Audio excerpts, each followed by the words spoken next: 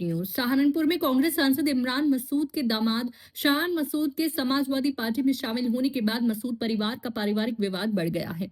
इमरान मसूद के भतीजे हमजा नौमान मसूद ने शायान मसूद और उनके पिता शादान मसूद पर अपनी बहन सूबिया मसूद के साथ मारपीट, गाली गलौज और उसे घर से निकालने के आरोप लगाए हैं। शनिवार को हमजा ने फेसबुक पर लाइव आकर कहा कि परिवार पिछली करीब 5 साल से कई बातें रिश्तेदारी और सम्मान की वजह से चुपचाप सहन कर रहा था। हमजा ने दावा किया कि उनकी बहन को राजनीतिक कारणों से परेशान किया गया और उसकी जिंदगी खराब होती रही।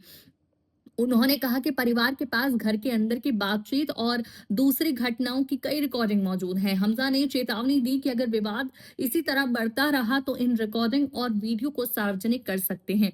हमजा ने यह भी कहा कि अब उनकी बहन और उसके करीब 1 साल के बच्चों को जिम्मेदारी उनका परिवार उठाएगा।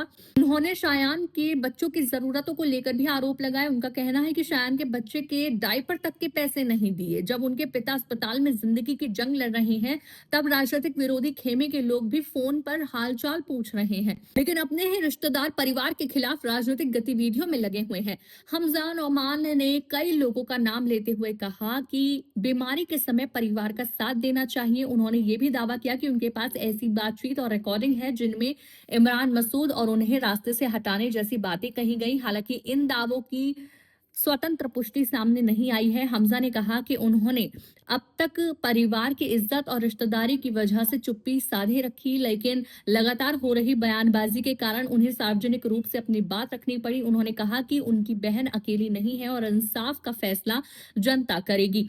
वहीं शायान मसूद ने हमजा के आरोपों का जवाब देते हुए उन्हें राजनीतिक मुकाबले की चुनौती दी। शायान ने कहा कि अगर राजनीतिक लड़ाई लड़नी है तो मैदान में आकर लड़े, घर की निजी बातें सार्वजनिक करके विवाद को आगे नहीं बढ़ाना चाहिए।